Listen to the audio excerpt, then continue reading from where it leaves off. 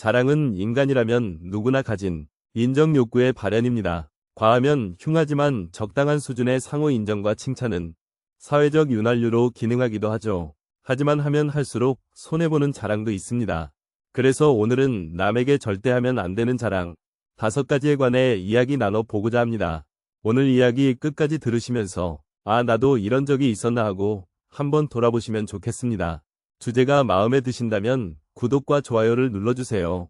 클릭 한 번으로 여러분의 마음이 더욱 풍요로워지길 바랍니다. 이 5가지를 알아보기 전에 여러분께 한 가지 여쭤보고 싶은 게 있습니다. 여러분은 재벌이나 TV에 나오는 연예인들이 자랑할 때 질투가 나시나요? 예를 들어 삼성전자 이재용 회장님이 한 달에 약 6억을 번다고 TV에 나와서 이야기했다고 가정해보겠습니다. 대부분은 질투를 느끼지 않으시죠? 왜냐하면 우리와는 너무 다른 세상의 이야기라고 생각하기 때문입니다. 하지만 이런 경우는 어떤가요? 갑자기 내 회사 동기가 주식 투자로 대박났다며 외제차를 타고 다니고 씀씀이가 달라졌다고 생각해보세요. 자랑이 아니라 그저 사실을 말했을 뿐인데도 왠지 모르게 배가 아프고 속이 쓰립니다. 심지어 이제는 그 동기가 미워 보이기까지 하죠. 운수 좋은 놈, 저놈이 뭐가 잘나서 나보다 이렇게 잘 살까 하며 미움이 싹 트기도 합니다. 이처럼 우리는 우리가 아는 사람들에게 더 강한 질투를 느끼게 됩니다. 이것은 지극히 자연스러운 인간의 본성입니다. 반대로 우리는 불행한 사람을 보면 연민을 느끼면서도 동시에 나는 저렇지 않아서 저 삶보다는 나은 삶을 살아서 다행이다라는 안도감을 느낍니다. 이러한 안도감도 멀리 있는 누군가보다 가까이 있는 이웃의 행복과 불행이 우리 마음에 더 큰 파동을 일으키죠. 그래서 우리는 가까운 사람일수록 더욱 말을 조심해야 할 것입니다.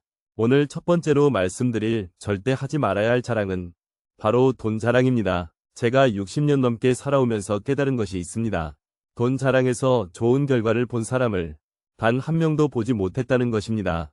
오히려 돈 자랑 때문에 평생 모은 재산을 잃고 가족 간의 신뢰마저 무너지는 것을 수없이 보아왔습니다. 진정으로 부자인 사람들은 결코 돈 자랑을 하지 않습니다.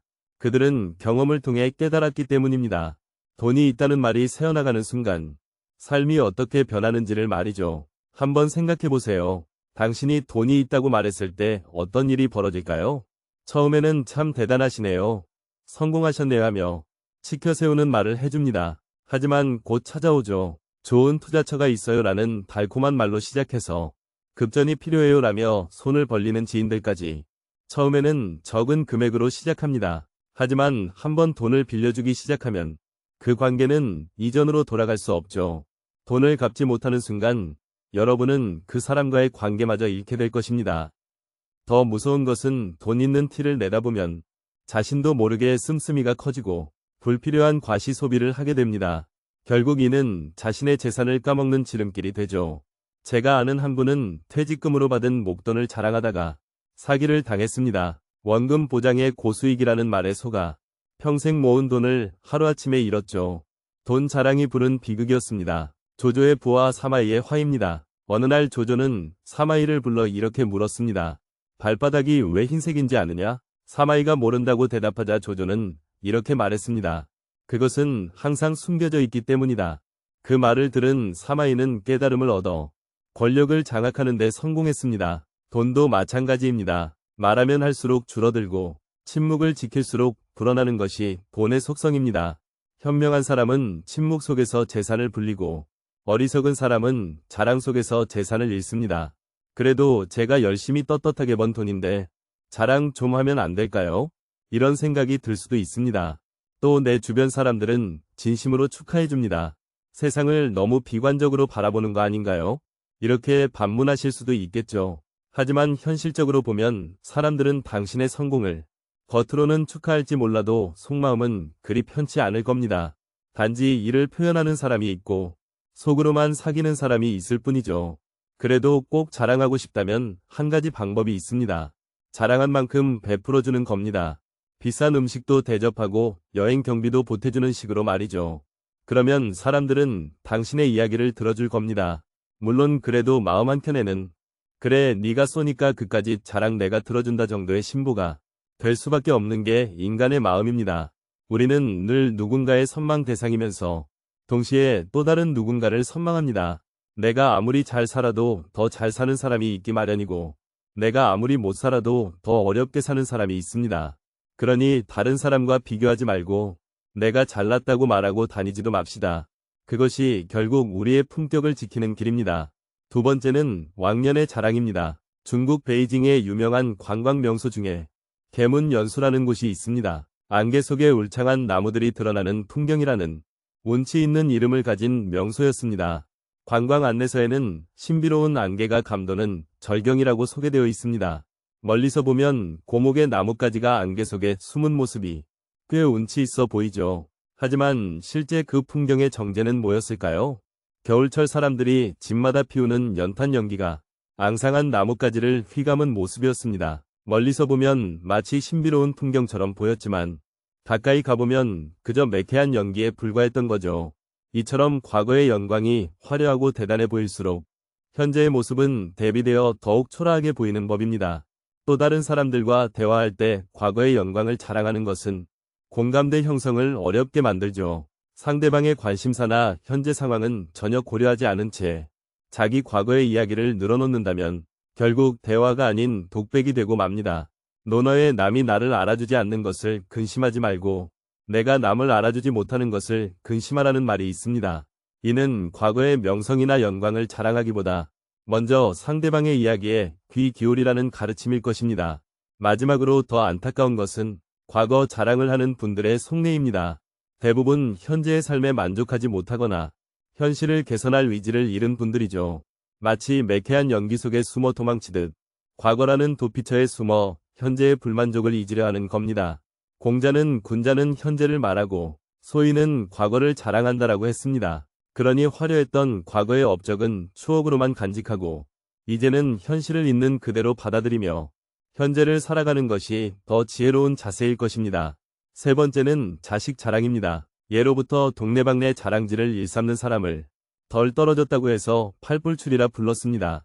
우리 애는 스스로 척척 알아서 공부도 잘하고 집안일도 잘하고 못하는 게 없어요. 나중에 판검사가 돼서 효도하겠다 하지 뭐예요. 실컷 자랑하는 그 순간은 우월감에 취해 기분이 좋을지도 모릅니다. 하지만 그 이야기를 듣는 다른 부모들의 마음속에는 큰 상처가 생기죠. 이 세상에 자식 걱정 안 해본 부모가 어디 있으며 내 맘대로 되지 않는 자식 때문에 눈물 흘려보지 않은 부모가 어디 있을까요? 옛사람들이 부모는 자식 자랑하지 말고 자식은 부모 흉보지 말라고 한 것은 다 이유가 있었던 것입니다. 더 중요한 것은 자식에게 미치는 영향입니다. 자식 자랑 배틀에서 이겨봤자 우리 아이들은 아무것도 배우지 못합니다. 남 앞에서만 실컷 자랑할 뿐 정작 가족 안에서 충분한 칭찬과 인정을 받지 못하는 아이의 자존감은 한없이 추락할 수밖에 없죠. 심지어 다른 사람을 존중하는 태도, 친구의 기쁨을 함께 기뻐해 줄 수 있는 자세 등 세상을 살아가면서 익혀야 하는 덕목들을 하나도 배우지 못하게 됩니다. 오히려 남을 뭉개고 자신을 과시하는 방법만 알게 될 뿐입니다. 인생의 긴 레이스는 끝까지 달려봐야 하는 법. 내가 무시하고 상처 준 사람이 언젠가 나를 끌어내릴 수가 있는 게 세상사 아니겠습니까? 겸손한 자세를 몸소 실천해야 자녀가 성공의 길목에 섰을 때 뜻을 이룰 수 있습니다. 또 이를 더 크게 보면 집안 자랑으로 이어집니다. 우리 조상이 어떻고 형제가 어떻고 시댁이 어떻고 하는 이야기들 말입니다. 집안 자랑보다 더 광범위한 인맥 자랑도 있습니다. 내가 누굴 잘 아는데 하면서 장광설을 늘어놓는 것이죠. 이런 사람들의 특징은 자존심만 높고 자존감은 낮은 사람들에게서 나타납니다. 자신감이 부족한 사람이 남이 나를 어떻게 볼까 불안한 마음에 왜곡된 자기 포장에 열을 올리는 것입니다. 꽃이 꿀을 품고 있으면 소리쳐 부르지 않더라도 벌들은 저절로 찾아간다라는 말이 있듯 진정한 가치는 굳이 자랑하지 않아도 자연스럽게 빛을 발하게 됩니다. 네 번째는 술부심입니다. 요즘 TV 보면 연예인들이 자주 하는 자랑이 있습니다. 저는 소주 3병은 거뜬해요.